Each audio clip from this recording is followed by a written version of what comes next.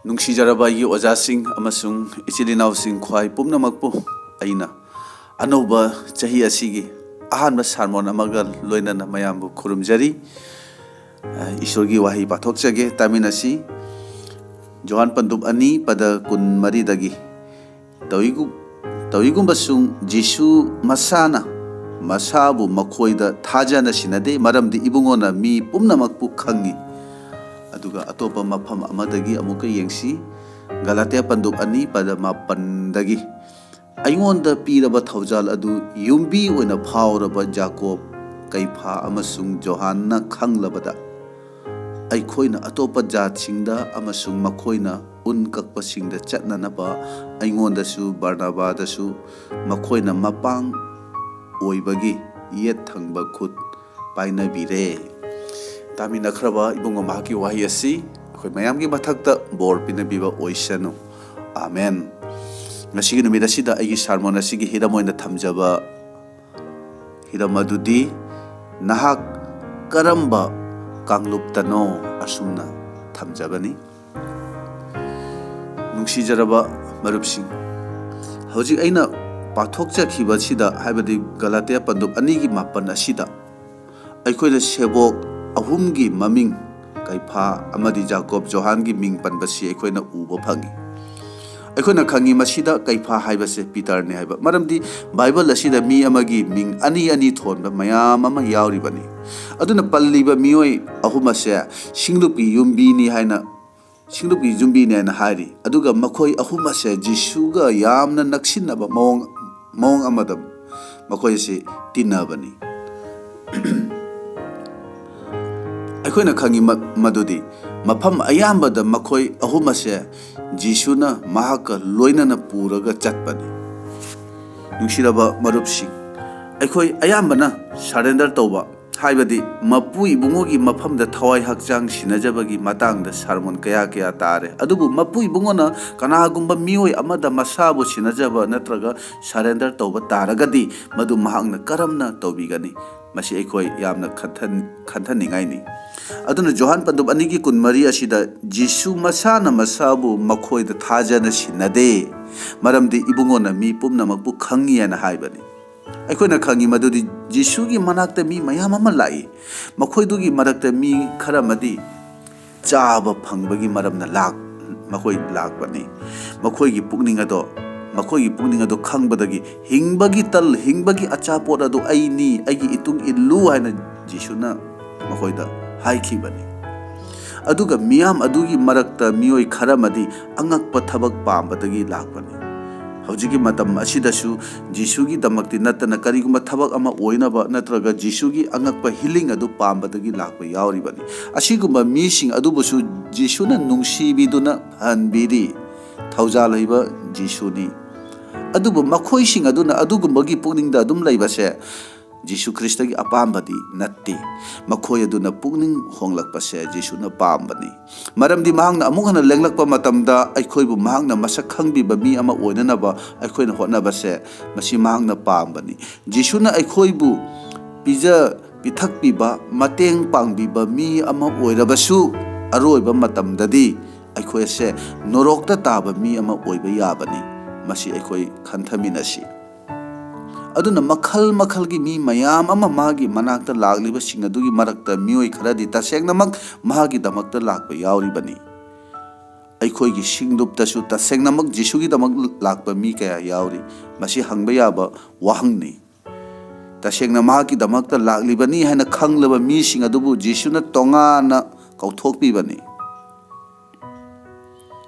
ꯑꯗꯨꯅ ꯉꯁꯤꯒꯤ ꯑꯩꯒꯤ ꯁꯔꯃꯣꯟꯒꯤ ꯍꯤꯔꯝ ꯑꯁꯤꯗꯒꯤ ꯈꯖꯤꯛ ꯊꯩꯗꯣꯛꯂꯒ ꯑꯩꯈꯣꯏ ꯈꯔ ꯌꯦꯡꯃꯤꯟꯅꯁꯤ. ꯃꯔꯨꯞꯁꯤꯡ, ꯕꯥꯏꯕꯜ ꯑꯁꯤꯗ ꯇꯣꯉꯥꯟꯕ ꯁꯥꯁꯤꯡꯒꯤ ꯃꯤꯡ ꯄꯟꯕꯁꯦ ꯑꯩꯈꯣꯏꯅ ꯎꯕ ꯐꯪꯕꯅꯤ. ꯃꯗꯨꯁꯤꯡ ꯑꯗꯨꯒꯤ ꯃꯅꯨꯡꯗ ꯑꯣꯛ ꯍꯥꯏꯔꯤꯕ ꯁꯥ ꯑꯁꯤꯁꯨ ꯑꯃꯅꯤ. ꯕꯥꯏꯕꯜꯅ ꯍꯥꯏꯔꯤ, ꯅꯍꯥꯛꯀꯤ ꯃꯨꯛꯇꯥꯗꯣ ꯑꯣꯛꯁꯤꯡꯒꯤ ꯃꯃꯥꯡꯗ ꯍꯨꯟꯖꯤꯟꯒꯅꯨ. ꯃꯍꯥꯛꯅ ꯁꯦꯡꯗꯕ ꯊꯋꯥꯏꯁꯤꯡꯕꯨ ꯇꯥꯟꯊꯣꯛꯂꯦ, ꯑꯗꯨꯒ ꯃꯈꯣꯏ ꯑꯗꯨ ꯑꯣꯛꯁꯤꯡ ꯑꯗꯨꯗ ꯆꯪꯈꯔꯦ. ꯏꯔꯨ ꯊꯣꯛꯄꯤꯗꯕ ꯑꯣꯛꯄꯤꯅ ꯂꯩꯈꯣꯝꯗ ꯂꯩꯑꯣꯜꯂꯤ,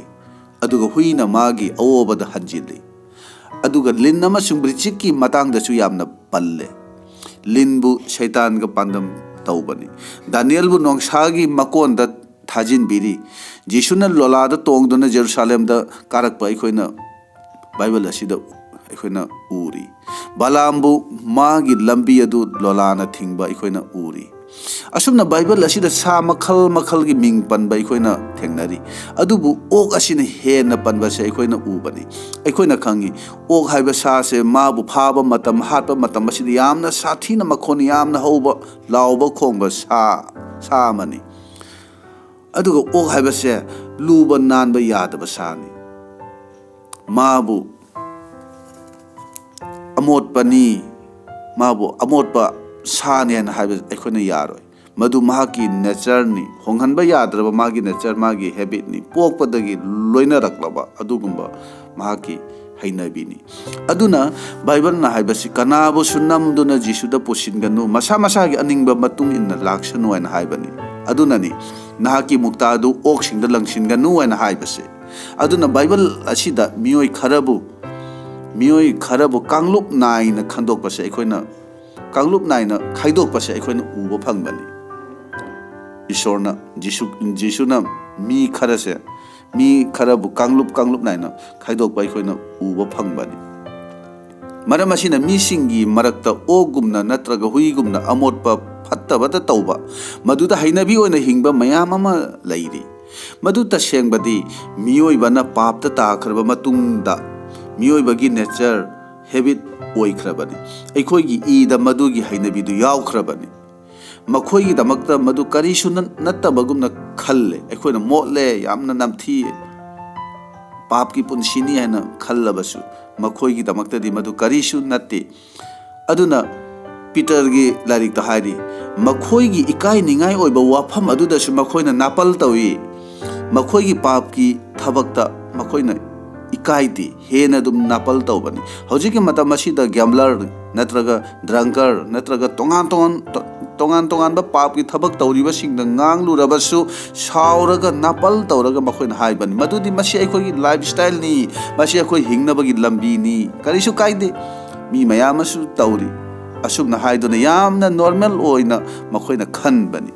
Nungshiraba marupsing ngasigi phatraba taibangpan asigi phatraba nature character mayam ase changhandanaba Nehemiah gumna Jerusalem gi akoibada boundary wall khagatliba aikhoigi ichil inau kayama singdupta yauriba se masigi damak aikoi isorbu thagatningai ni tasengbadi miyoiba aikhoigi nungdasu amotpa phattaba hainabi amaga loinana aikoi poklakpani aikoi afaba oina poklakpadi natte Nungda asawba napal mi hatpa ngamba phattaba kaya ga aikoi nungasida loina raklibani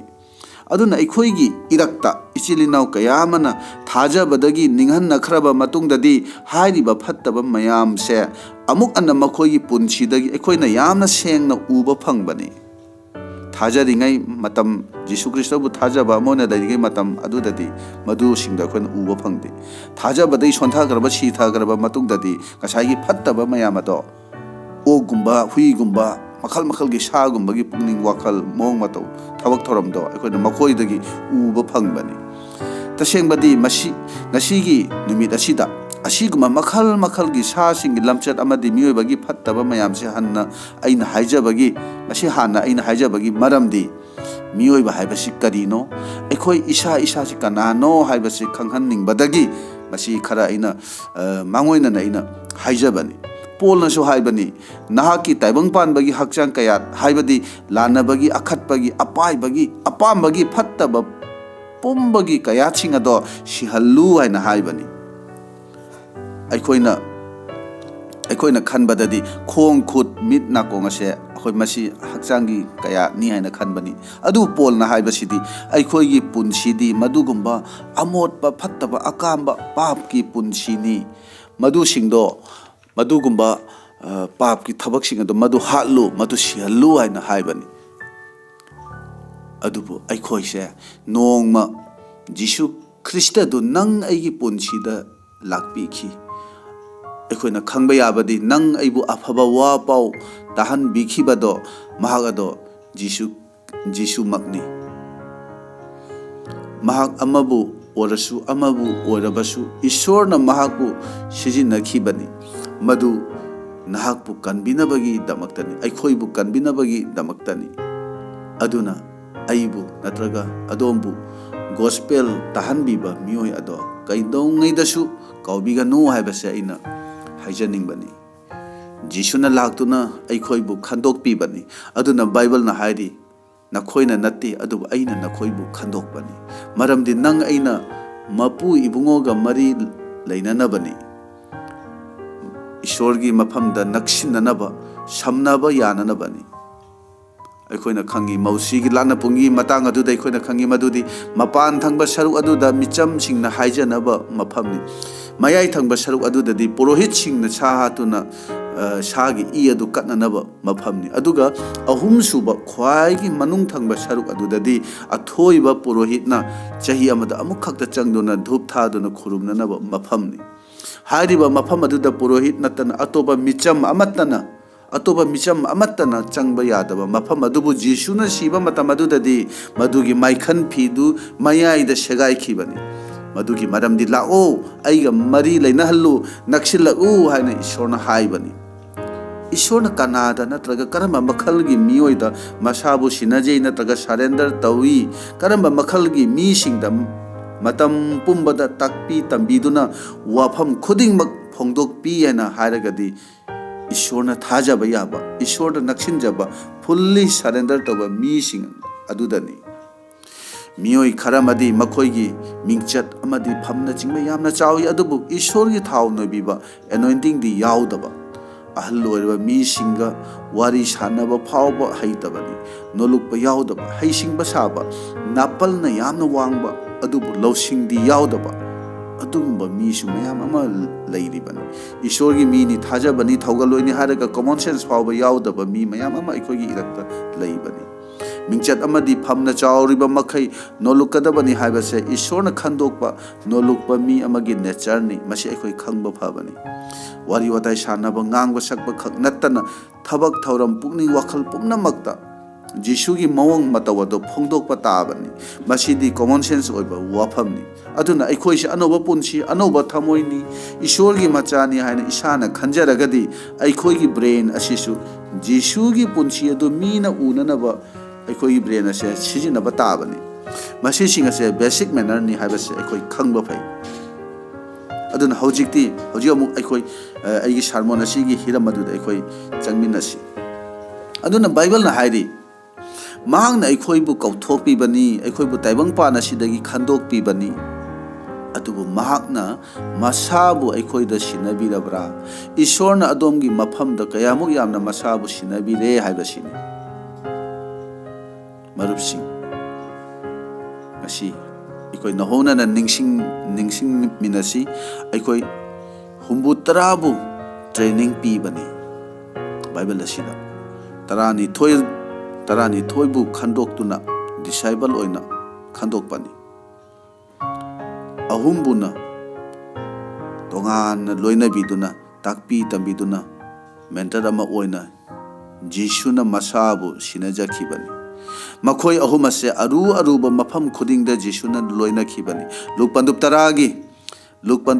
ꯄꯗ 1 ꯑꯁꯤꯗ ꯖꯤꯁꯨꯅ ꯃꯁꯥꯅ ꯆꯠꯀꯗꯕ ꯃꯐꯝꯁꯤꯡ ꯑꯗꯨꯗ ꯃꯈꯣꯏ 60 ꯑꯗꯨꯕꯨ ꯑꯅꯤ ꯇꯧꯅ ꯄꯥꯎ ꯁꯟꯗꯣꯛꯅꯅꯕ ꯇ꯭ꯔꯦꯅꯤꯡ ꯑꯣꯏꯅ ꯊꯥꯕꯁꯦ ꯑꯩꯈꯣꯏꯅ ꯎꯕ ꯐꯪꯉꯤ 12ꯕꯨꯗꯤ ꯈꯟꯗꯣꯛꯇꯨꯅ ꯗꯤꯁꯥꯏꯄꯜ ꯁꯦꯕꯣꯛ ꯑꯣꯏꯈꯤ ꯑꯗꯨꯕు ꯃꯈꯣꯏ 3ꯒꯤꯗꯤ ꯃꯦꯟꯇꯔꯁꯤꯞ ꯖꯤꯁꯨꯅ ꯑꯈꯥꯛꯄ ꯂꯩꯇꯅ ꯇꯥꯛꯄꯤ ꯇꯝꯕꯤꯗꯨꯅ ꯃꯈꯣꯏꯒꯤ ꯒꯨꯔꯨ ꯑꯗꯨ ꯖꯤꯁꯨꯅ ꯑꯣꯏꯈꯤꯕꯅꯤ ꯑꯩꯈꯣꯏꯕꯨ ꯖꯤꯁꯨꯅ ꯁꯤꯟꯅꯕꯤꯕ ꯇꯥꯛꯄꯤ ꯇꯝꯕꯤꯕ ꯃꯤ ꯑꯗꯨ ꯑꯩꯈꯣꯏ ꯑꯣꯏꯔꯤꯕ꯭ꯔꯥ ꯃꯍꯥꯛꯅ ꯍꯦꯛ ꯇꯥꯛꯄꯤꯕ ꯇꯝꯕꯤꯕ ꯄꯥꯝꯕ ꯃꯇꯝ ꯑꯃꯗ ꯍꯦꯛꯇ ꯑꯩꯈꯣꯏꯕꯨ ꯃꯍꯥꯛꯅ ꯇꯝꯕꯤꯕ ꯉꯝꯕ ꯃꯤ ꯑꯗꯨ ꯑꯩꯈꯣꯏ ꯑꯣꯏꯔꯤꯕ꯭ꯔꯥ ꯖꯤꯁꯨꯅ ꯅꯣꯡꯃ ꯃꯧꯁꯤ ꯑꯃꯁꯨꯡ ꯑꯦꯂꯥꯏꯖꯥꯒ ꯎꯅꯕ ꯃꯇꯝ ꯑꯗꯨꯗ ꯃꯈꯣꯏ 3 ꯑꯁꯤꯕꯨ ꯄꯨꯗꯨꯅ ꯆꯠꯈꯤꯕꯅꯤ ꯖꯥꯏꯗꯒꯤ ꯃꯆꯥꯅꯨꯄꯤꯕꯨ ꯍꯤꯡꯒꯠꯍꯟꯕ ꯃꯇꯝ ꯑꯗꯨꯗꯁꯨ ꯃꯈꯣꯏ 3 ꯑꯁꯤꯕꯨ ꯂꯣꯏꯅꯈꯤ ꯒꯦꯁꯃꯅꯤꯗ ꯍꯥꯏꯖꯕ ꯃꯇꯝ ꯑꯗꯨꯗꯁꯨ ꯃꯈꯣꯏ 12 ꯑꯗꯨꯗꯒꯤ ꯈꯟꯇꯣꯛꯇꯨꯅ ꯃꯈꯣꯏ 3ꯕꯨ ꯃꯍꯥꯛꯅ ꯂꯣꯏꯅꯈꯤꯕꯅꯤ ꯑꯗꯨꯅ ꯃꯈꯣꯏ 3 ꯑꯁꯤꯕꯨ ꯃꯐꯝ ꯄꯨꯝꯅꯃꯛꯇ loinabasini Jesugi surrender Jisuna masabu sinaba haibadu Jisuna takpi tambiningba pumnamak haibadi karamna pau sandokani karamna prarthana taugani karamna wahi pagani imung manungda natraga singlupta natraga ichilinau singda ahal laman singda karamna ngangani sakani asina jingba wafam pumnamak ase makhoi ahum masida takpi ki mahangna phongdokhibani ꯑꯩꯈꯣꯏ ꯕꯨꯗꯤ ꯃꯐꯝ ꯄꯨꯝꯅꯃꯛꯇ ꯃꯍꯥꯛꯀꯤ ꯂꯣꯏꯅꯕꯤꯕꯗꯨ ꯀꯔꯤꯒꯤ ꯌꯥꯎꯗꯕꯅꯣ ꯍꯥꯏꯅ ꯍꯥꯏꯔꯒꯗꯤ ꯑꯩꯈꯣꯏ ꯖꯤꯁꯨꯗ ꯁꯤꯟꯅꯖꯗꯕ ꯀꯠꯊꯣꯛꯆꯗꯕ surrender ꯇꯧꯗꯕꯒꯤꯅꯤ ꯈꯟꯊꯃꯤꯟꯅꯁꯤ ꯊꯧꯒꯜꯒꯤꯗꯃꯛꯇꯗꯤ ꯃꯤ 80 ꯈꯟꯗꯣꯛꯏ 12ꯕꯨ ꯁꯦꯕꯣꯛ ꯑꯣꯏꯅ ꯈꯟꯗꯣꯛꯈꯤ ꯑꯗꯨꯕꯨ ꯃꯈꯣꯏ ꯑꯍꯨꯝꯒꯤꯗꯃꯛꯇꯤ ꯑꯍꯨꯝ ꯑꯗꯨꯒꯤꯗꯃꯛꯇꯗꯤ ꯇꯥꯛꯄꯤ ꯇꯝꯕꯤꯕ ꯃꯦꯟꯇꯔ ꯒꯨꯔꯨ ꯑꯃ ꯑꯣꯏꯅ ꯖꯤꯁꯨꯅ ꯂꯩꯈꯤꯕꯅꯤ ꯃꯈꯣꯏ ꯑꯍꯨꯝ ꯑꯁꯦ ꯄꯣꯜꯅ ꯍꯥꯏꯔꯤ ꯁꯤꯡꯂꯨꯞꯀꯤ ꯌꯨꯝꯕꯤꯅꯤꯅ ꯁꯤꯡꯂꯨꯞꯀꯤ ꯌꯨꯝꯕꯤꯅꯦꯅ ꯍꯥꯏꯕꯅꯤ ꯏꯁꯣꯔꯅ ꯅꯪ ꯑꯩꯒꯤ ꯏꯐꯝꯗ ꯇꯥꯛꯄꯤ ꯇꯝꯕꯤꯕꯗꯨ ꯑꯣꯏꯕꯤꯔꯒꯗꯤ ꯑꯩꯈꯣꯏꯁꯨ ꯌꯨꯝꯕꯤ ꯑꯗꯣ ꯁꯤꯡꯂꯨꯞꯀꯤ ꯌꯨꯝꯕꯤ ꯑꯗꯣ ꯑꯣꯏꯒꯗꯕꯅꯤ ꯍꯥꯏꯕꯗꯤ ꯄꯥꯡꯒꯜ ꯀꯟꯕ ꯊꯧꯅꯥ ꯂꯩꯕ ꯃꯤ ꯁꯤꯡꯂꯨꯞꯀꯤ ꯄꯥꯡꯒꯜ ꯑꯣꯏꯕ ꯃꯤ ꯍꯥꯏꯕꯅꯤ ꯃꯗꯨꯗꯤ ꯃꯦꯟꯇꯦꯂꯤ ꯁ꯭ꯇ꯭ꯔꯣꯡ ꯑꯣꯏꯕꯁꯤꯅꯤ ꯑꯋꯥ ꯑꯅꯥꯅ ꯃꯤꯅ ꯅꯪꯕꯨ ꯉꯥꯡꯕ ꯆꯩꯕ ꯅꯣꯛꯅꯕꯅ ꯀꯔꯤꯃꯠꯇ ꯂꯦꯡꯍꯟꯕ ꯉꯝꯂꯣꯏ ꯃꯤꯒꯤ ꯋꯥ ꯇꯥꯔꯒꯁꯨ ꯅꯪꯅ ꯍꯨ ꯀꯦꯌꯔꯁ ꯅꯋꯥ ꯂꯧꯗꯦ ꯑꯁꯨꯝꯅ ꯍꯥꯏꯕ ꯉꯝꯒꯅꯤ ꯑꯩꯈꯣꯏꯒꯤ ꯊꯥꯖꯕꯒꯤ ꯐꯤꯕꯝ ꯊꯋꯥꯏꯗ ꯀꯌꯥꯇ ꯁꯣꯟꯕꯅꯣ ꯃꯗꯨꯒꯤ ꯃꯑꯣꯡ ꯑꯗꯣ ꯑꯩꯈꯣꯏ ꯏꯁꯥ ꯏꯁꯥꯅ ꯈꯟꯊꯃꯤꯟꯅꯁꯤ ꯏꯁꯣꯔꯅ ꯅꯪ ꯑꯩꯕꯨ 80ꯒꯤ ꯀꯥꯡꯂꯨꯞ ꯑꯗꯨꯗꯔ ꯅꯠꯇ꯭ꯔꯒ 12ꯒꯤ ꯀꯥꯡꯂꯨꯞ ꯑꯗꯨꯗꯔ ꯅꯠꯇ꯭ꯔꯒ ꯑꯍꯨꯝ ꯑꯗꯨꯒꯤ ꯀꯥꯡꯂꯨꯞ ꯑꯗꯨꯗ ꯊꯝꯕꯤꯔꯤꯕ꯭ꯔꯥ ꯅꯠꯇ꯭ꯔꯒ ꯀꯥꯡꯂꯨꯞ ꯑꯍꯨꯝꯃꯛꯁꯤꯗ ꯌꯥꯎꯗ꯭ꯔꯕ꯭ꯔꯥ ꯐꯣꯡꯗꯣꯛꯄꯤꯕꯗꯗꯤ ꯃꯈꯣꯏ ꯃꯤꯑꯣꯏ ꯂꯥꯛ ꯑꯃꯒ ꯂꯤꯁꯤꯡ 94 ꯑꯗꯨꯒꯤ ꯃꯔꯝꯗ ꯑꯁꯨꯝꯅ ꯍꯥꯏꯔꯤ ꯌꯥꯎ ꯃꯆꯥ ꯑꯗꯨꯅ ꯆꯠꯄ ꯃꯐꯝ ꯈꯨꯗꯤꯡꯗ ꯃꯈꯣꯏ ꯑꯗꯨ ꯆꯠꯈꯤꯕꯅꯤ ꯍꯥꯏꯅ ꯕꯥꯏꯕꯜꯅ ꯍꯥꯏꯕꯅꯤ ꯏꯁꯣꯔꯅ ꯃꯁꯥꯕꯨ ꯑꯗꯣꯝꯒꯤ ꯃꯐꯝꯗ ꯀꯌꯥ ꯌꯥꯝꯅ ꯁꯤꯟꯅꯕꯤꯕꯅꯣ ꯅꯨꯡꯇꯤ ꯅꯨꯃꯤꯠ ꯈꯨꯗꯤꯡꯒꯤ ꯄꯨꯟꯁꯤ ꯃꯔꯦꯜꯗ ꯑꯊꯦꯝꯕ ꯅꯠꯇ꯭ꯔꯒ ꯋꯥꯔꯕ ꯃꯇꯝꯗ ꯏꯁꯣꯔꯅ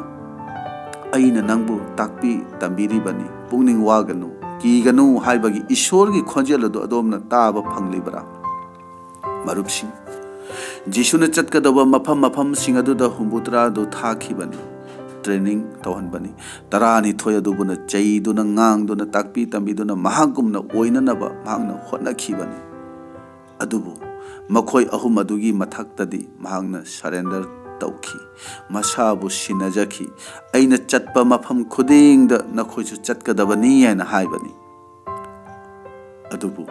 ꯃꯈꯣꯏ ꯑꯍꯨꯝ ꯑꯁꯤꯒꯤ ꯊꯣꯏꯗꯣꯛ ꯍꯦꯟꯗꯣꯛꯄ ꯃꯒꯨꯟ ꯑꯗꯨꯗꯤ ꯀꯔꯤꯅꯣ ꯍꯥꯏꯅ ꯍꯥꯏꯔꯒꯗꯤ ꯃꯈꯣꯏꯕꯨ ꯀꯌꯥꯃꯨꯛ ꯌꯥꯝꯅ ꯆꯩꯔꯕꯁꯨ ꯉꯥꯡꯂꯕꯁꯨ ꯃꯊꯪꯒꯤ ꯅꯨꯃꯤꯠꯇ ꯑꯃꯨꯛ ꯖꯤꯁꯨꯒꯤ ꯈꯨꯌꯥꯈꯥꯗ ꯂꯥꯛꯇꯨꯅ ꯃꯈꯣꯏ ꯍꯦꯛꯇ ꯐꯝꯖꯕꯅꯤ ꯍꯦ ꯊꯥꯖ ꯐꯥꯠꯇꯕ ꯁꯥ ꯑꯩꯅ ꯅꯈꯣꯏꯕꯨ ꯀꯌꯥꯝ ꯀꯨꯏꯅ ꯈꯥꯡꯈꯤꯒꯅꯤ ꯍꯥꯏꯅ ꯖꯤꯁꯨꯅ ꯆꯩꯈꯤ ꯑꯗꯨꯕꯨ ꯃꯊꯪꯒꯤ ꯅꯨꯃꯤꯠꯇ ꯑꯃꯨꯛ ꯃꯈꯣꯏꯁꯦ ꯀꯥꯎꯊꯣꯛꯄ ꯉꯝꯃꯤ ꯖꯤꯁꯨꯒꯤ ꯈꯨꯌꯥꯈꯥꯗ ꯂꯥꯛꯇꯨꯅ ꯃꯈꯣꯏ ꯍꯦꯛꯇ ꯐꯝꯕ ꯉꯝꯕꯅꯤ ꯑꯩꯈꯣꯏ ꯑꯗꯨꯒꯨꯝꯅ ꯑꯣꯏꯔꯤꯕ꯭ꯔꯥ ꯑꯩꯈꯣꯏꯅ ꯁꯦꯟꯗꯥꯟ ꯂꯝꯕꯤꯒꯤ ꯊꯕꯛ ꯑꯃ ꯇꯧꯔꯤꯉꯩꯗ ꯅꯠꯇ꯭ꯔꯒ ꯀꯔꯤꯒꯨꯝꯕ ꯁꯥꯔꯚꯤꯁ ꯑꯃ ꯇꯧꯔꯤꯉꯩꯗ ꯀꯔꯤꯒꯨꯝꯕ ꯅꯪꯒꯤ ꯊꯕꯛꯇꯣ ꯊꯥꯗꯣꯛꯎ ꯊꯅꯝꯂꯣ ꯏꯇꯨꯡ ꯏꯜꯂꯨ ꯍꯥꯏꯕꯒꯤ ꯈꯣꯟꯖꯦꯜ ꯑꯃ ꯂꯥꯛꯂꯒꯗꯤ ꯑꯩꯈꯣꯏꯅ ꯍꯥꯏꯒꯗꯧꯕꯁꯦ ꯅꯠꯇ꯭ꯔꯒ ꯑꯩꯈꯣꯏ ꯄꯨꯛꯅꯤꯡꯗ ꯈꯟꯒꯗꯧꯕꯁꯦ ꯍꯦ ꯁꯩꯇꯥꯟ ꯖꯤꯁꯨꯒꯤ ꯃꯤꯡꯗ ꯆꯠꯈ꯭ꯔꯣ ꯑꯁꯨꯝꯅ ꯍꯥꯏꯒꯗꯧꯕ ꯃꯤ ꯑꯗꯣ ꯑꯩꯈꯣꯏꯁꯦ ꯑꯣꯏꯕ ꯌꯥꯕꯅꯤ ꯑꯗꯨꯕꯨ ꯍꯥꯏꯔꯤꯕ ꯃꯈꯣꯏ ꯑꯍꯨꯝ ꯑꯁꯤꯗꯤ ꯖꯤꯁꯨꯒꯤ ꯋꯥꯍꯩ ꯑꯃꯗ ꯃꯈꯣꯏꯒꯤ ꯖꯣꯕ ꯃꯈꯣꯏꯅ ꯇꯧꯔꯤꯕ ꯁꯤꯟꯐꯝ ꯑꯗꯣ ꯊꯥꯗꯣꯛꯈꯤꯕꯅꯤ ꯃꯁꯤꯒꯨꯝꯕꯒꯤ ꯁꯔꯦꯟꯗꯔ ꯑꯗꯣ ꯑꯩꯈꯣꯏꯗꯤ ꯑꯣꯏꯕ ꯉꯝꯂꯕ꯭ꯔꯥ ꯇꯧꯔꯤꯕ ꯊꯕꯛ ꯑꯗꯣ ꯖꯤꯁꯨꯒꯤ ꯃꯔꯝꯅ ꯊꯥꯗꯣꯛꯂꯕꯁꯨ ꯃꯍꯥꯛꯅ ꯑꯩꯕꯨ ꯄꯤꯖꯕ ꯉꯝꯃꯤ ꯍꯥꯏꯕꯒꯤ ꯊꯥꯖꯕꯗꯣ ꯑꯩꯈꯣꯏꯗ ꯂꯩꯔꯕ꯭ꯔꯥ ꯑꯩꯈꯣꯏꯅ ꯑꯩꯈꯣꯏꯒꯤ ꯅꯨꯡꯉꯥꯏꯔꯕ ꯃꯐꯝ ꯀꯝꯐꯣꯔꯠ ꯖꯣꯟ ꯑꯃꯗ ꯂꯩꯔꯒ ꯋꯥ ꯉꯥꯡꯕꯗꯤ ꯌꯥꯝꯅ ꯅꯨꯡꯉꯥꯏ ꯌꯥꯝꯅ ꯂꯥꯏ ꯑꯗꯨꯕꯨ ꯅꯪꯅ ꯇꯧꯔꯤꯕ ꯊꯕꯛ ꯑꯗꯨ ꯃꯍꯥꯛꯅ ꯊꯥꯗꯣꯛꯂꯣ ꯍꯥꯏꯔꯕꯁꯨ ꯃꯍꯥꯛꯅ ꯑꯩꯒꯤ ꯑꯋꯥꯠꯄ ꯂꯩꯍꯜꯂꯣꯏ ꯍꯥꯏꯕꯒꯤ ꯊꯥꯖꯕꯗꯨ ꯂꯩꯕ꯭ꯔꯥ ꯕꯥꯏꯕꯜꯅ ꯊꯥꯖꯕ ꯌꯥꯎꯗꯅ ꯏꯁꯣꯔꯕꯨ ꯄꯦꯜꯍꯟꯕ ꯑꯣꯏꯊꯣꯛꯇꯕꯅꯤ ꯍꯥꯏꯅ ꯍꯥꯏꯔꯤ ꯏꯁꯣꯔꯒꯤ ꯃꯐꯝꯗ ꯅꯛꯁꯤꯟꯖꯔꯛꯄꯁꯤꯡꯅ ꯃꯍꯥꯛ ꯂꯩ ꯍꯥꯏꯅ ꯊꯥꯖꯕ ꯇꯥꯏ ꯍꯥꯏꯅ ꯕꯥꯏꯕꯜꯅ ꯍꯥꯏꯔꯤ ꯏꯁꯣꯔꯅ ꯁꯤꯟꯅꯕ ꯍꯥꯏꯕꯁꯤ ꯀꯔꯤꯅꯣ ꯄꯣꯜꯅ ꯍꯥꯏꯔꯤ ꯄꯤꯇꯔ ꯖꯥꯀꯣꯕ ꯑꯃꯁꯨꯡ ꯖꯣꯍꯥꯟ ꯃꯈꯣꯏ ꯑꯁꯦ ꯁꯤꯡꯂꯨꯞꯀꯤ ꯌꯨꯝꯕꯤꯅꯤ ꯃꯈꯣꯏ ꯑꯍꯨꯝ ꯑꯁꯤꯕꯨ ꯖꯤꯁꯨꯅ ꯑꯔꯨꯕ ꯃꯐꯝꯁꯤꯡꯗ ꯄꯨꯗꯨꯅ ꯆꯠꯄꯒꯤ ꯃꯔꯝ ꯑꯁꯤꯅ ꯀꯔꯤꯒꯤꯅꯣ ꯃꯗꯨꯒꯤ ꯄꯥꯎꯈꯨꯝꯗꯤ ꯃꯈꯣꯏ ꯑꯍꯨꯝ ꯑꯁꯤꯗ ꯖꯤꯁꯨꯅ ꯑꯁꯨꯛꯀꯤ ꯃꯇꯤꯛ ꯉꯥꯡꯕ ꯆꯩꯕ ꯌꯥꯎꯏ ꯑꯗꯨꯕꯨ ꯃꯈꯣꯏꯅ ꯖꯤꯁꯨꯕꯨ ꯀꯩꯗꯧꯉꯩꯗꯁꯨ ꯊꯥꯗꯣꯛꯈꯤꯗꯦ Peter budi Shaitan haina chaibani. Jishuna Elijah mausi ga unaraga lakpaduda mahangna shabok sing dai. Migi machan nupa dubu yamna thuna mi sing na phagani phugani chaigani noknagani mahaku hatkani aduga humni subata mahak amu hingatkani maduda Peter na haibani. Madu singa do ibungo da kaidongai da su thoktaba oisanu. Madu tabada Jishuna he Shaitan itungda chathokro. Itungda chathokro lapna chatkro haina Peter da chaikibani. Adubu Peter nadi mabu Shaitan haina chaibibagi damakta Jishu da waroba sauba Jishu da lapthokpa karimata laikhide. Aduga Jishu na su Peter bu yam thina mayam mamang da chaikhare haidona mabu themna na ba man karimta honakhidabani. Michei taraba matung da su Peter gi pungning asum positive oikhi. Nang aina su mi singi michei mi gi noknaba karemnaba taraba matung da su positive thinking da asum leiragadi makhoi gi maramda phattaba khandaba adugumba mi ama adomna aikhoina oiragadi Ishorna aikoi gi ifam da su masabu sinabigani masabu sinajagani aikoi da surrender tobini matam mamadadi Peter Jacob Johani aduba hojiki matam asidadi makhoi asini haiduna nang aibu mafam matam pumna makta Jishuna aikoi bu loina bigani mafam pumna makta mahakna takpigani tambigani aigi lawsing ado pibigani aigi singlup ki jumbi do oihangani aduga aigi singlup ado nakhoi asigi mathakta lingkhatkani hana Jishuna aikoi da haibigani masigi puning ase aikoi da yauri bara aikoi isa na aikoi khanthaminasi marup sing aikoi gi asoi base kari da no haibado khanghan biu haidona aikoi ishor da thamoi seng na aikoi haijasi ai isa na di samdok jaba ngamjadre prabhu adubu ai gi phattaba ai gi asonba mayam adudagi ai bu kanbina na ba ai di lepal leitana nahaku kaujagani haidona aikoi tattana aikoi prarthana tausi mahangna aikoi da masabu sinabidringai mamangda aikoi na hana mahaki mafam da isabu surrender tauba mahaki mafam da sinajaba tabani Bible asida atopa mi gi maramda negative thinking karimata laitaba yamna angakpa mi amagi maramda aikoi yengsi ariba walebna basida nongma Elisha na thabak kanna suringai da Elijah na laktuna Elisha bu kauthoki laning tho ibungo na nangbu kaure haina Elijah na Elisha da haiban aduna Elijah gi matung injaduna mahakna thaugal tawjabani adugi matungda nongma Elijah na mang thaduna sum chali aduga Elisha na matung ili khara chatlagadi Elijah na hai nang leihoro chatkhro adubu Elisha na di nanai na ipa ibungo bu thadok charoi haina haikhibani aikoi oirabadi karamna tawgani aibu thaugal gi damakta kauthoraklaga aina tawjariba thabak adusu thadok halaga hojik amuk nangna aibu karigi itung ilaklibano nayum chatlo haina karigi haribano matam manghallene asumna haidona thina ngangnaba chainaba akoi tawgani nathau natana nathau saduna aibu karigi kauthoraklibano asumna haidona wa mayam ama akoi wa thokani aikoi de mina kanagumba amatana mi amatana aikoi de shoirakpa natraga akanba wa amata aikoi taba pamdaba adugo makhalgi mina shoiba yade mi gi akanba wa athiba wa amata aikoi na taba ngamdaba adugma mi adubu Elisha di Elijah gi matung inba mahakna thadokkhide Bethel yaurabada amu hai nang chatlo leihoro asum haina Elisha da hai maduda su Elisha na aina ibungo bu thadok charoi haina asum magi matung ille adu amu makhoi ani do asum lakbadu da Jordan turen gi mapan da thunglare maduda mafam madu yauraba matungda Elijah na hangi nang kari pami hayo aduga Elisha na haiki nahaki thawai gi saruk ani aingonda laihanbiu haina haijabani masida akhona khangba yabadi Elijah bu Ishorna thaw noibiba Ishorna sijinabiba duda Elisha na magi matung inba se thadoktabani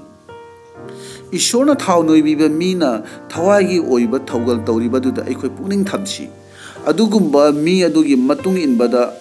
ꯃꯥꯒꯤ ꯃꯇꯧ ꯇꯝꯖꯕꯗ ꯑꯩꯈꯣꯏ ꯑꯉꯥꯎꯕꯒꯨꯝꯅ ꯏꯀꯥꯏꯕ ꯈꯪꯗꯕꯒꯨꯝꯅ ꯑꯩꯈꯣꯏ ꯑꯣꯏꯁꯤ ꯑꯗꯨꯅ ꯑꯦꯂꯤꯁꯥꯒꯤ ꯋꯥꯐꯝ ꯑꯗꯨꯗ ꯑꯦꯂꯥꯏꯖꯥꯅ ꯐꯔꯦ ꯅꯍꯥꯛꯅ ꯅꯤꯔꯤꯕꯗꯣ ꯑꯔꯥꯏꯕ ꯋꯥꯗꯤ ꯅꯠꯇꯦ ꯑꯔꯨꯕ ꯑꯃꯅꯤ ꯍꯥꯏꯅ ꯍꯥꯏꯈꯤꯕꯅꯤ ꯑꯩꯈꯣꯏꯅ ꯈꯪꯃꯤꯟꯅꯕ ꯌꯥꯕꯗꯤ ꯑꯦꯂꯥꯏꯖꯥꯒꯤ ꯑꯀꯟꯕ ꯋꯥꯍꯩꯁꯤꯡ ꯑꯗꯨꯗ ꯑꯦꯂꯤꯁꯥꯅ ꯋꯥꯔꯧꯕ ꯅꯠꯇ꯭ꯔꯒ ꯄꯨꯛꯅꯤꯡ ꯍꯟꯊꯕ ꯑꯃꯠꯇ ꯑꯩꯈꯣꯏꯅ ꯎꯕ ꯐꯪꯗꯕꯁꯤꯅꯤ ꯃꯁꯤ ꯑꯩꯈꯣꯏꯅ ꯇꯝꯖꯅꯤꯡꯉꯥꯏꯅꯤ ꯊꯣꯏꯗꯣꯛ ꯍꯦꯟꯗꯣꯛꯄ ꯋꯥꯐꯝ ꯑꯃ ꯑꯩꯈꯣꯏꯗꯒꯤ ꯏꯁꯣꯔꯅ ꯎꯕ ꯄꯥꯝꯕꯁꯤꯗꯤ ꯀꯔꯤꯅꯣ ꯍꯥꯏꯅ ꯍꯥꯏꯔꯒꯗꯤ ꯐꯠꯇꯕ ꯃꯤꯁꯤꯡꯒꯤ ꯃꯐꯝꯗ ꯑꯩꯈꯣꯏꯒꯤ ꯃꯑꯣꯡ ꯃꯇꯧ ꯑꯗꯨꯅꯤ ꯑꯦꯂꯥꯏꯖꯥ ꯑꯗꯨ ꯐꯠꯇꯕ ꯃꯤ ꯅꯠꯇꯦ ꯑꯗꯨꯕꯨ ꯑꯦꯂꯤꯁꯥꯒꯤ ꯄꯨꯛꯅꯤꯡ ꯑꯗꯣ ꯆꯥꯡ ꯌꯦꯡꯕꯅꯤ ꯅꯪ ꯑꯩꯒꯤ ꯑꯄꯥꯝꯕ ꯃꯇꯨꯡ ꯏꯟꯅ ꯃꯤ ꯈꯨꯗꯤꯡꯃꯛ ꯁꯤꯡꯂꯨꯞꯇ ꯅꯠꯇ꯭ꯔꯒ ꯁꯤꯡꯂꯨꯞꯀꯤ ꯃꯄꯥꯟꯗꯁꯨ ꯑꯩꯈꯣꯏꯅ ꯐꯪꯅꯔꯣꯏ ꯑꯩꯈꯣꯏꯅ ꯎꯔꯣꯏ ꯅꯪ ꯑꯩꯒꯤ ꯑꯅꯤꯡꯕ ꯑꯄꯥꯝꯕ ꯃꯇꯨꯡ ꯏꯟꯅ ꯇꯤꯟꯅꯕ ꯅꯠꯇ꯭ꯔꯒ ꯅꯛꯁꯤꯟꯅꯕ ꯌꯥꯗꯕ ꯃꯤ ꯉꯛꯇ ꯑꯩꯈꯣꯏꯅ ꯊꯦꯡꯅꯒꯅꯤ ꯍꯥꯏꯔꯤꯕ ꯃꯤꯁꯤꯡ ꯑꯗꯨꯒꯤ ꯃꯐꯝꯗ ꯅꯍꯥꯛꯀꯤ ꯄꯨꯛꯅꯤꯡ ꯋꯥꯈꯜ ꯑꯗꯨ ꯀꯔꯝꯅ ꯇꯧꯏ ꯍꯥꯏꯕꯗꯣ ꯃꯗꯨ ꯃꯔꯨ ꯑꯣꯏꯕ ꯋꯥꯐꯝꯅꯤ ꯃꯗꯨꯅꯤ ꯏꯁꯣꯔꯅ ꯑꯩꯈꯣꯏꯗ ꯌꯦꯡꯂꯤꯕꯁꯤ ꯁꯤꯡꯂꯨꯞ ꯑꯃꯠꯇꯗ ꯂꯩꯃꯤꯟꯅꯔꯒ ꯅꯨꯡꯁꯤꯅꯕ ꯅꯠꯇ꯭ꯔꯒ ꯇꯤꯟꯅꯕ ꯌꯥꯗꯕꯗꯨꯗꯤ ꯃꯈꯣꯏ ꯑꯗꯨꯒꯤ ꯃꯔꯝꯗꯗꯤ ꯀꯔꯤꯁꯨ ꯍꯥꯏꯅꯤꯡꯉꯥꯏ ꯂꯩꯇ꯭ꯔꯦ ꯑꯗꯨꯕꯨ ꯏꯁꯣꯔꯒꯤ ꯍꯥꯏꯕ ꯏꯟꯕꯅꯤ ꯊꯥꯖꯕꯅꯤ ꯊꯧꯒꯜꯂꯣꯏꯅꯤ ꯍꯥꯏꯔꯤꯕ ꯃꯤꯁꯤꯡ ꯑꯗꯨꯒꯤꯗꯃꯛꯇꯗꯤ ꯉꯁꯤ ꯍꯥꯏꯔꯤꯕ ꯋꯥꯐꯝꯁꯤꯡ ꯑꯁꯦ ꯃꯁꯤ ꯌꯥꯝꯅ ꯈꯟꯊꯅꯤꯡꯉꯥꯏꯅꯤ ꯈꯟꯗꯨꯅ ꯌꯦꯡꯕꯤꯌꯨ ꯄꯤꯇꯔꯗ ꯁꯩꯇꯥꯟ ꯍꯥꯏꯅ ꯆꯩꯈꯤꯕꯅꯤ ꯑꯗꯨꯒ ꯖꯥꯀꯣꯕ ꯖꯣꯍꯥꯟꯗꯅ ꯅꯣꯡ ꯈꯥꯛꯄꯒꯤ ꯃꯆꯥꯅꯨꯄꯥ ꯍꯥꯏꯅ ꯊꯣꯟꯈꯤꯕꯅꯤ ꯃꯔꯝꯗꯤ ꯅꯣꯡꯃ ꯖꯤꯁꯨꯕు ꯃꯤꯁꯤꯡꯅ ꯂꯧꯁꯤꯟꯕꯤꯗꯕ ꯎꯕꯗ ꯃꯈꯣꯏ ꯑꯅꯤ ꯑꯁꯤꯅ ꯄ꯭ꯔꯚꯨ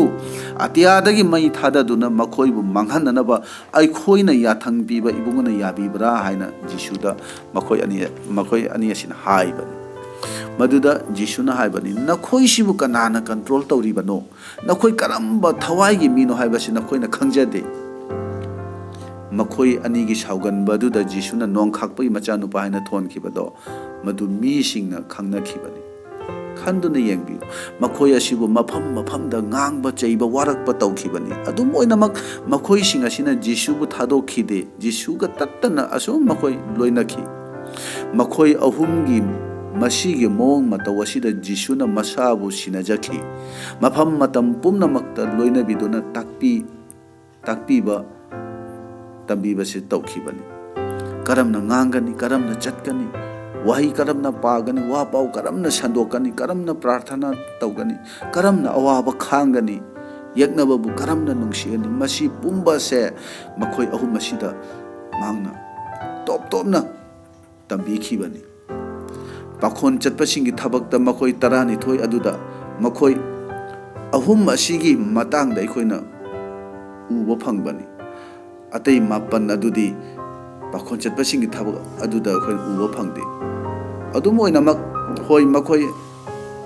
ꯑꯇꯩ ꯑꯁꯤꯁꯨ ꯃꯈꯣꯏ 9 ꯑꯁꯤꯁꯨ ꯖꯤꯁꯨꯒꯤꯗꯃꯛꯇ ꯃꯈꯣꯏ ꯊꯋꯥꯏ ꯊꯥꯈꯤꯕ ꯁꯦꯕꯣꯛ ꯉꯥꯛꯇꯅꯤ ꯑꯗꯨꯅ ꯅꯪ ꯑꯩꯗꯤ ꯀꯅꯥꯅꯣ ꯑꯩꯈꯣꯏ ꯀꯔꯝꯕ ꯀꯥꯡꯂꯨꯞꯇ ꯆꯜꯂꯤꯕꯅꯣ ꯊꯧꯒꯜꯒꯤꯗꯃꯛꯇ ꯑꯅꯤ ꯇꯧꯅ ꯊꯥꯔꯤꯕ 50 ꯑꯗꯨꯗ ꯃꯗꯨꯒꯤ ꯀꯥꯡꯂꯨꯞ ꯑꯗꯨꯗ ꯆꯜꯂꯤꯕ꯭ꯔꯥ ꯅꯠꯇ꯭ꯔꯒ ꯁꯦꯕꯣꯛ 12 ꯑꯗꯨꯒꯤ ꯃꯅꯨꯡꯗ ꯆꯜꯂꯤꯕ꯭ꯔꯥ ꯅꯠꯇ꯭ꯔꯒ ꯁꯤꯡꯂꯨꯞꯀꯤ ꯌꯨꯝꯕꯤ ꯑꯣꯏꯅ ꯐꯥꯎꯔꯕ ꯃꯈꯣꯏ 3 ꯑꯗꯨꯒꯤ ꯃꯅꯨꯡꯗ ꯃꯗꯨꯒꯤ ꯀꯥꯡꯂꯨꯞ ꯑꯗꯨꯗ ꯑꯩꯈꯣꯏ ꯑꯁꯦ ꯌꯥꯎꯔꯤꯕ꯭ꯔꯥ ꯅꯠꯇ꯭ꯔꯒꯅ ꯀꯥꯡꯂꯨꯞ 3 ꯑꯁꯤꯒꯤ ꯃꯅꯨꯡꯗ ꯑꯃꯠꯇꯗ ꯌꯥꯎꯗ꯭ꯔꯕ ꯃꯄꯥꯟꯗ ꯂꯩꯔꯤꯕ ꯊꯥꯖꯗꯕꯒꯨꯝꯅ ꯑꯩꯈꯣꯏ ꯑꯣꯏꯔꯤꯕ ꯖꯥꯠꯂꯥ ꯑꯩꯈꯣꯏ ꯃꯁꯤꯒꯤ ꯃꯔꯝꯗ ꯏꯁꯥꯅ ꯋꯥꯈꯜ ꯇꯧꯃꯤꯟꯅꯁꯤ ꯅꯪ ꯑꯩꯕꯨ ꯋꯥꯐꯝ ꯈꯨꯗꯤꯡꯃꯛꯇ ꯃꯐꯝ ꯄꯨꯝꯅꯃꯛꯇ ꯖꯤꯁꯨꯅ ꯇꯝꯕꯤꯔꯤꯕ꯭ꯔꯥ 50ꯒꯤ ꯀꯥꯡꯂꯨꯞ ꯑꯗꯨꯗꯒꯤ ꯊꯣꯔꯛꯇꯨꯅ 12 ꯑꯗꯨꯗ ꯌꯥꯎꯔꯕ꯭ꯔꯥ 12ꯒꯤ ꯀꯥꯡꯂꯨꯞ ꯑꯗꯨꯗꯒꯤ ꯑꯃꯨꯛ ꯍꯦꯟꯒꯠꯂꯛꯇꯨꯅ 3 ꯑꯗꯨꯗ ꯑꯩꯈꯣই ꯆꯜꯂꯕ꯭ꯔꯥ ꯃꯈꯣꯏ 3 ꯑꯗꯨꯒꯤꯗꯃꯛꯇꯗꯤ ꯖꯤꯁꯨꯅ ꯃꯁꯥꯕꯨ ꯁꯤꯟꯅꯕꯤꯕꯅꯤ ꯍꯥꯏꯕꯁꯦ ꯑꯩꯈꯣꯏ ꯅꯤꯡꯁꯤꯡꯃꯤꯟꯅꯁꯤ ꯏꯁꯣꯔꯅ ꯑꯩꯈꯣꯏꯒꯤ ꯄꯨꯛꯅꯤꯡꯕꯨ ꯁꯦꯡꯅ ꯈꯪꯕꯤꯔꯤꯕ ꯎꯕꯤꯔꯤꯕ ꯃꯤꯑꯣꯏꯕꯅꯤ ꯍꯥꯏꯕꯁꯦ ꯑꯩꯈꯣꯏ ꯏꯁꯥꯅ ꯁꯦꯡꯅ ꯈꯪꯖꯗꯨꯅ ꯖꯤꯁꯨ ꯈ꯭ꯔꯤꯁꯇꯒꯤ ꯃꯤꯠꯌꯦꯡꯗ ꯊꯥꯖꯕ ꯌꯥꯕ ꯃꯤ ꯑꯃꯃꯝ ꯑꯣꯏꯗꯨꯅ ꯃꯍꯥꯛ ꯃꯁꯥꯅ ꯃꯁꯥꯕꯨ ꯑꯩꯈꯣꯏꯗ ꯁꯤꯟꯅꯕ ꯌꯥꯕ ꯃꯤ ꯑꯃꯃꯝ ꯑꯣꯏꯅꯅꯕ ꯑꯩꯈꯣꯏ ꯇꯧꯔꯁꯤ ꯃꯗꯨꯅ ꯁꯤꯡꯂꯨꯞꯀꯤ ꯄꯥꯡꯒꯜ ꯀꯜꯂꯕ ꯌꯨꯝꯕꯤ ꯑꯃꯃꯝ ꯑꯣꯏꯔꯛꯇꯨꯅ ꯇꯥꯏꯕꯪ ꯄꯥꯟꯕꯒꯤ ꯅꯣꯡꯂꯩ ꯅꯨꯡꯁꯤꯠꯅ ꯏꯟꯊꯨꯕ ꯉꯝꯗ꯭ꯔꯕ ꯑꯆꯦꯠꯄ ꯁꯤꯡꯂꯨꯞ ꯑꯃꯃꯝ ꯑꯩꯈꯣꯏ ꯁꯦꯝꯒꯠꯂꯁꯤ ꯇꯥꯃꯤꯟꯅꯈ꯭ꯔꯕ इबुंगो महाकी वहाई असि अखोय मयामगी मथक्ता नहोनना बोर पिनबीबा ओइरसनु आमेन।